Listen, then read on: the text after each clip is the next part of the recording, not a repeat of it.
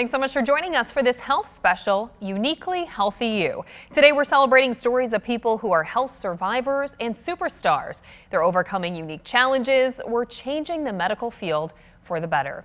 We begin with this. Nearly 1 in 4 Americans live with mental illness, and many might not even talk about some of the things they struggle with. But one West Michigan man is on a mission to encourage talking about mental health. Maybe it's the fresh air. This is my favorite trail, absolutely. The crunch of leaves below your feet. Or the blood rushing through your veins with every step. But as Chris crosses another mile, one foot in front of the other, he finds something along this trail. Absolutely. Chris Farnham. For me, being outdoors is my safe place. Walks 5 miles outside every day. You just get used to it. These treks are not just to find his fitness. It is absolutely everything. But his voice. I've suffered with mental health challenges since I was in 7th grade and didn't know how to speak about them, what they meant, how to feel about anything. Words have failed him in the past. From my own experiences with anxiety and depression and suicidal ideation, it's crippling. But it took a good friend. A friend of mine and I met 5 years ago playing video games. To help him realize no one should walk the trail alone. Chris and his friend Ryan share a passion for nature, leading them to share their mental health struggles too. And from that we said, hey, let's do this for something bigger than just ourselves. They created the Empowered Trail Foundation, encouraging mental health support and healing through connection. All out here. For guys especially, sitting down and locking eyes is very challenging to be in that moment. So when you're walking side by side, you don't have to make that eye contact, but you can still have that good conversation. But these 5 miles a day so let's rock and roll. Are just the warm-up. 2.5 years ago, we decided, hey, let's do something amazing and let's have an epic journey. Chris and Ryan are getting ready to walk all the way across Scotland. It's about 180 miles in total. We're going to break it up to about 15 miles a day and hope that our bodies hold up since we both just cracked 40. 15 days, just 2 friends, a pair of hiking boots, and conversation. And hopefully people can use that as motivation to say, I can get out and walk too and take care of who I am. A long journey representing another for Chris and his mental baggage. It's not anything I'm going to just be cured of, and I'm okay with that. Because something about stepping onto a trail. This is an example of 2 men who met playing video games 5 years ago, bonded over mental health, and here we are. Can lead you back to yourself. That if you put one foot in front of the other, you can accomplish anything, and that no one walks that trail alone. Now, unfortunately, Chris experienced an injury early on in the trip, so they were disqualified from the official race, but they still walked as much as they could across Scotland, just at a slower pace. Now, one Michigan man is turning a mode of transportation for something rather unusual, and it's all to help reduce a staggering global inequity. It's widely believed the wheel was invented around 4200 BC in ancient Mesopotamia. From early pull carts to modern trucks, the invention was a moment in history, changing life on Earth as we knew it. Now, one Michigan man, hey there, howdy, is one-upping the invention. Reinventing the wheel with a set of wheels, right? Yeah, true. Ben Hogan I was first a bicycle mechanic. is using his former career skills. When you're trying to reinvent the wheel, you wanna learn the initial wheel first To make something new. Yeah. Using spokes, tires, and framework of a bicycle to make this. Essentially a lightweight, functional, dependable prosthesis. A leg made from bike parts. Bicycle's already welded together to sustain human body weight, right? So all I've done is alter it in such a way that now we sustain human body weight with a different configuration.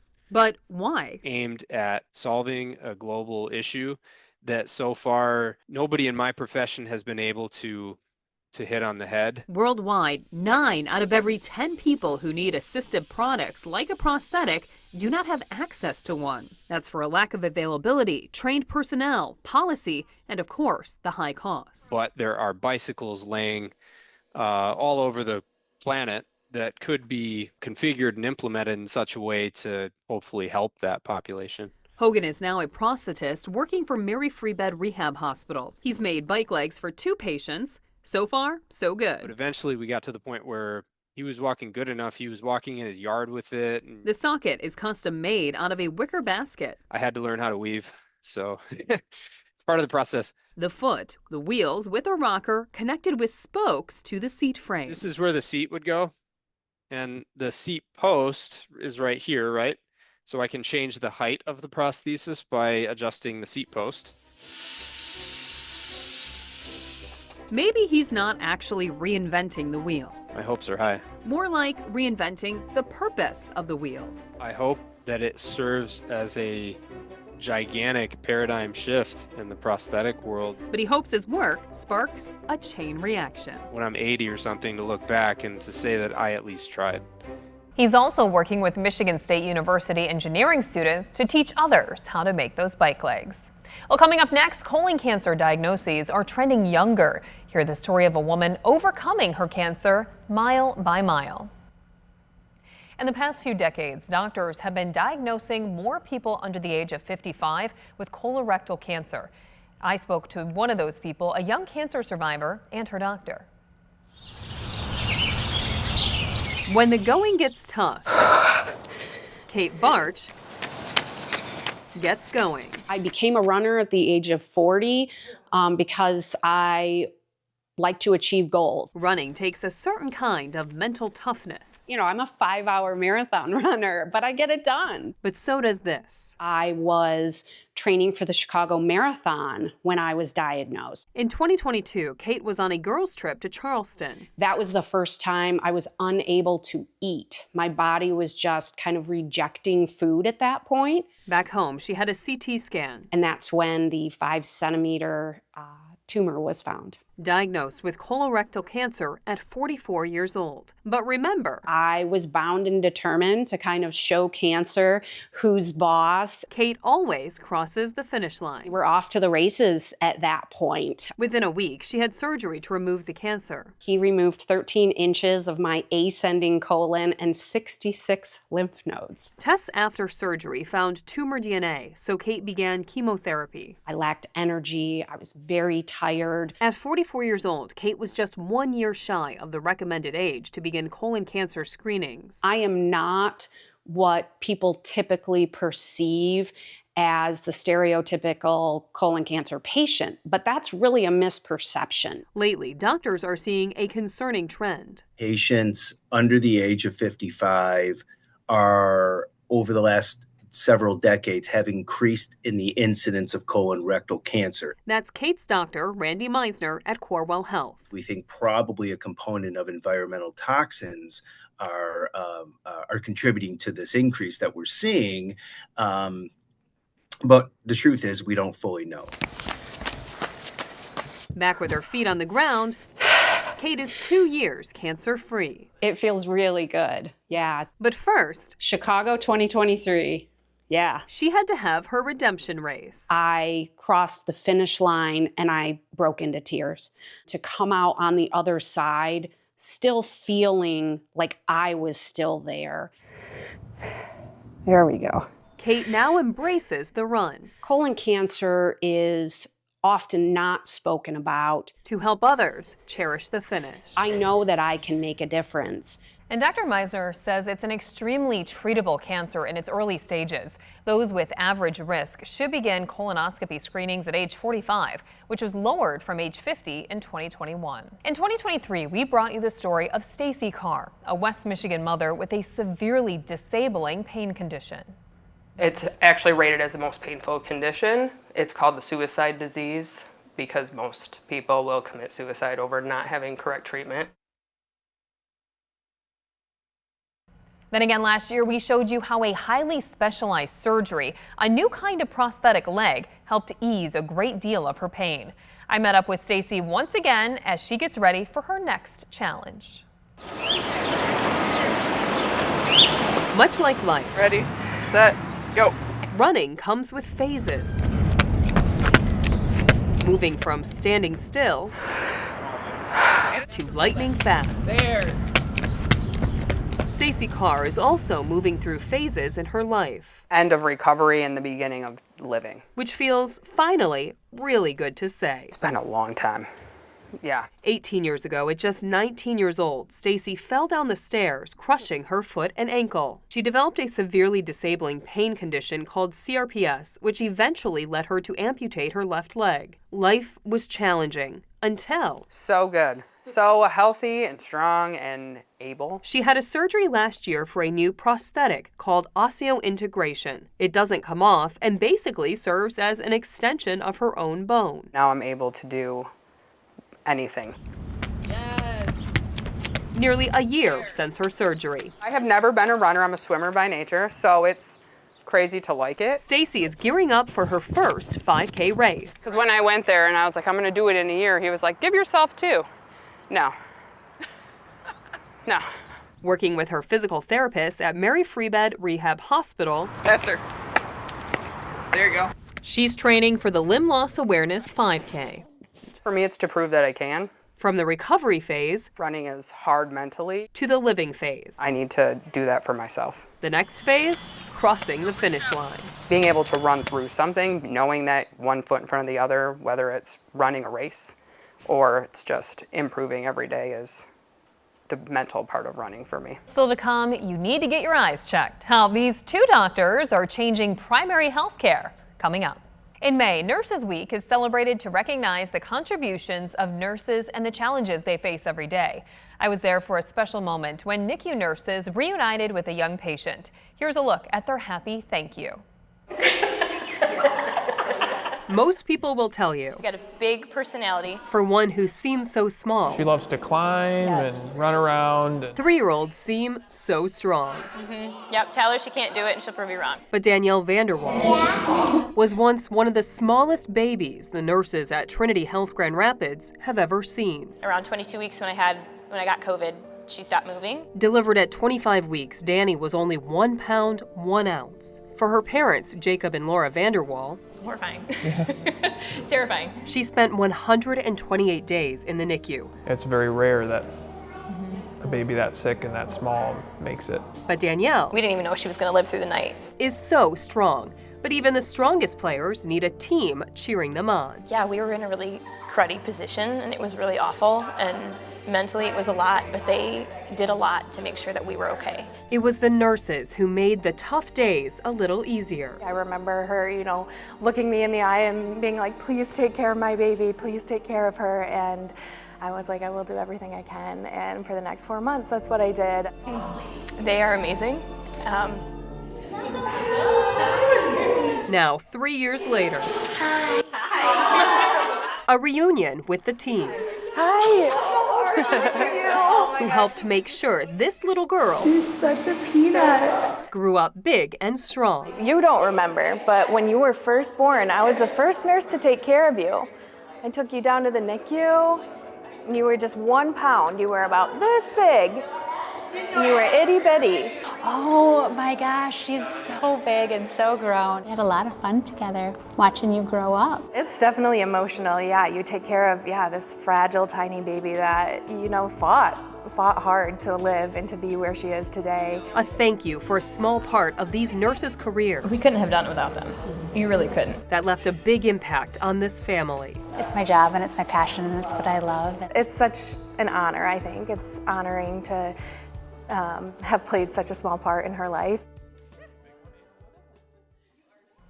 2 West Michigan doctors opened a new medical office in 2024. They describe it as a different way to give primary care.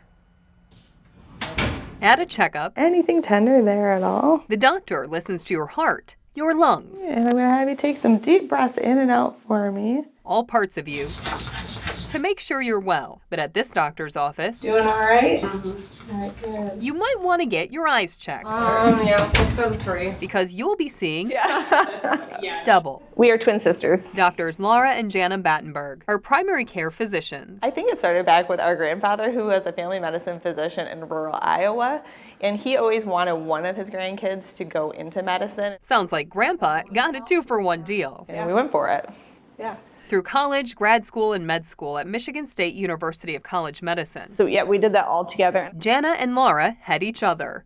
But would they open a practice together? We said absolutely not. We're never going to do that. I think we know where this is going. Which famous last words, right? Concierge Medicine of West Michigan opened last summer. After working in traditional healthcare, they wanted to do something different. That we weren't really able to practice medicine how we wanted to, and we could see the frustrations that our patients had with the healthcare that they were receiving. Concierge medicine is the concept of a healthcare membership, no insurance, where patients get unlimited appointments and access to their doctors. In the traditional system, from the physician standpoint, there's always pressure to see more and more patients and do more and more work on the computer. I've been able to text my patients on weekends and so they can avoid going to the emergency room or the urgent care. We actually have time to look through our patients' charts and prep for visits with them. It's completely opposite. Stephanie Wright is one of their patients. You're not just somebody that has to hurry up and get in and out and the doctor has to go over to the next room. You get to spend that time. I mean, you don't feel like there's a rush. You feel heard. It might not be traditional. Healthcare can be better. But when have Dr. Jana and Dr. Laura, we're both competitive and we like to work at hard things, ever followed tradition? Not as much competitive with each other, but together we're competitive against everyone else. In a world where most medical practices look the same, if you know someone well, you can better treat them from a healthcare standpoint. The one that stands out. We try to keep our physician hats and owner hats on, but occasionally it turns into sisters. Is the one where the doctors mirror each other. It feels like family here. Coming up next, a woman wanted to donate a kidney to a friend, but find out what happened after she discovered she was not a match. One West Michigan woman wanted to give her friend a kidney, but she stayed on the registry even after she found out she wasn't a match. Here is her story. A place where history welcomes the present. Some of the pictures are they're really cool. The History Center at Courtyard Square in Berrien Springs. People have always been people. Holds catalogs of stories from those in the past, but it holds only one woman presently making history. Now I have this big journey I'm going on. Rhiannon Cezanne, Executive Director of the Berrien County Historical Association. Oh, a little over 5.5 years now. Her chapter in the history books began 2 years ago with a post on social media from a college friend. Putting out on his Facebook that he was in need of a kidney donor. And I was like, it's only a blood test. Why not me? Her once-in-a-lifetime gift. Yet, she wasn't a match. Then the transplant coordinator had an idea. I was like, well, you could do paired donation, where you give to a stranger, and in return, Dave gets shot up the list, and he has a sooner chance of getting a kidney. The average wait time for a kidney can be 3 to 5 years. With pair donation, it's down to about 6 to 12 months. I was like, well, 2 birds, 1 kidney. Let's take a chance. Months making trips up to Corewell Health in Grand Rapids. It was test after test. Like an EKG, a mammogram, a chest x-ray. On July 3rd, 2024, she was approved for donation. But Rhiannon likes to call history funny sometimes. Halfway through the process, I get a message from Dave. He's like, I got my kidney! I was like, yay!